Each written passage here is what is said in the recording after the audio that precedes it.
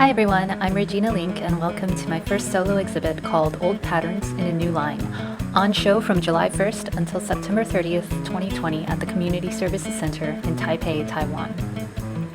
The center itself has served as an education, support, and community building and resource center for over 30 years for the international community in northern Taipei, and their offices support local artists, craftsmen, and other businesses with rotating exhibits, wall space, and kiosks every 3 months.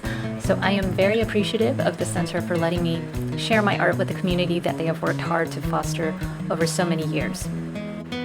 Keep in mind that 15% of all sales from this show do go back to support the center's programs, so thanks in advance for your support. When I moved to Taipei, I was an artist exclusively dedicated to traditional Western oil painting.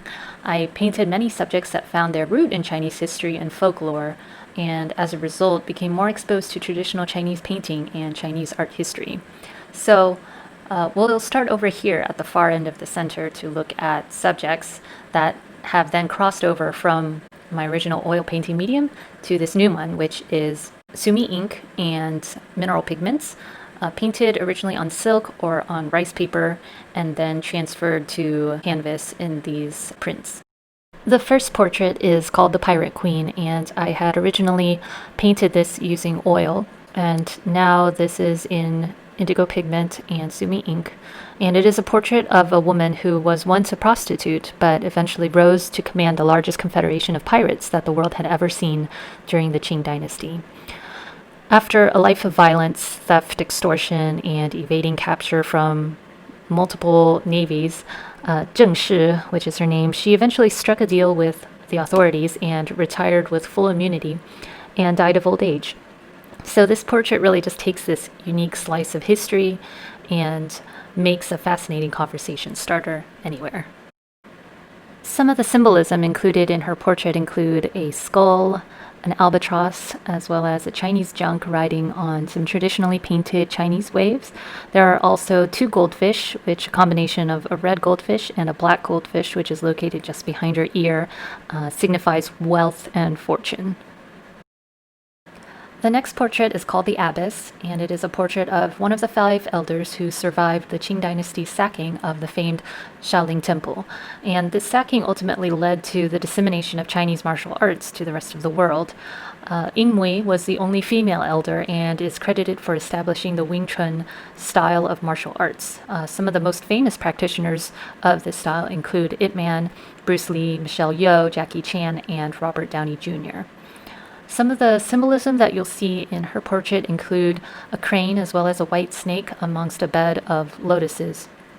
It is said that Yingmui drew inspiration for Wing Chun from observing a crane defending itself against a much larger predator in the snake by simultaneously pairing a blocking technique with an immediate attack. So this inspired Yingmui to develop a martial arts style that allows a person who might lack in physical strength to be able to defeat someone who is much larger or more powerful than they are. The final portrait in this show is called The Replacement, and this is a completely new one, the first that I've done exclusively in ink, and it is of Hua Mulan, who is hands down one of the most famous Chinese heroines who exhibited courageous self-sacrifice to preserve her aged father from war, and subsequently displayed such bravery in battle, which lasted over a decade of service to the emperor against the Roran Khaganate during the Northern Wei dynasty. Though her fate after returning to a woman's position in society is largely speculated but ultimately unknown, her image continues to serve as an inspiration for what a woman really can achieve in spite of great odds during her time. Some of the symbolism included in her portrait include Mulan in full battle regalia on horseback, as well as Phoenix, who symbolizes strength and grace and protection, as well as magnolias, which is the meaning of her name in Chinese.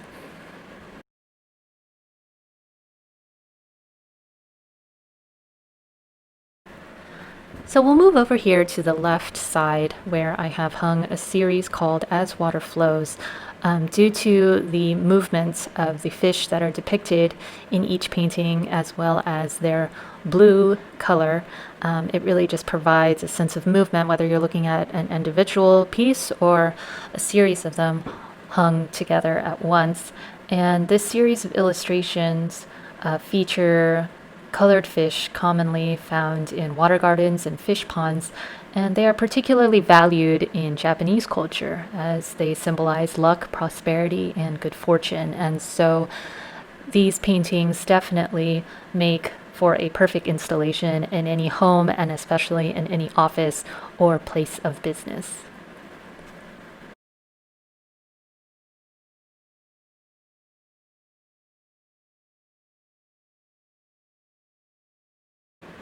I've included two completely seamless tessellating patterns in this exhibition, and the first is this playful pattern of tigers.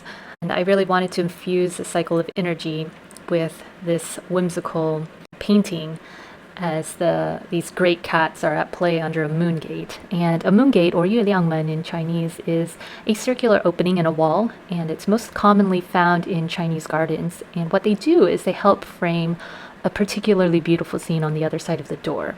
And I feel that with some of these denser application of pattern making, the circular opening really just helps to focus the eye and contain what we're looking at. The second one, now we'll go downstairs to see, this is where a lot of the counseling services happen. And we're looking at something that is a little bit more chinoiserie wallpaper, in which you can see chrysanthemums at night. And this moon gate allows this dense chinoiserie pattern of flowers to soften under the focus of the moon gate. Chrysanthemums themselves are a symbol of longevity and vitality because they are flowers that bloom in autumn and is not necessarily afraid of the cold. And the overall effect is a rather inviting entrance to the eye, making it a lovely addition to any decor.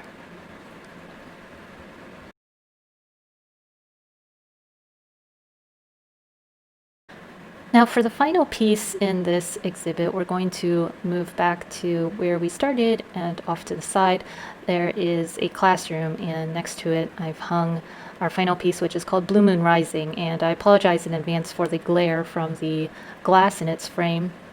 But in this piece, I've attempted to illustrate some of the local Taiwanese folk stories, such as those of Ali Gagai and Sister Lingtou. And stories like these really abound on the island. And this painting was created for the community center's fall auction and fundraiser. And so this framed museum quality print will be available for bidding at this year's auction and fundraiser, benefiting the Community Services Center.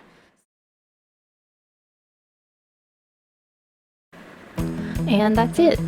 I just want to say thank you for joining me on this brief video tour of my solo exhibit, again showing until September 30th, 2020 at the Community Services Center in Taipei, Taiwan.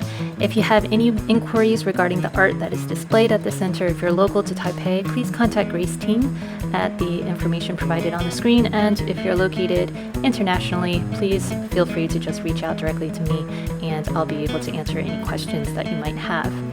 Prints of these original pieces are available for purchase, and I will be including all of that information in the information section of this video below.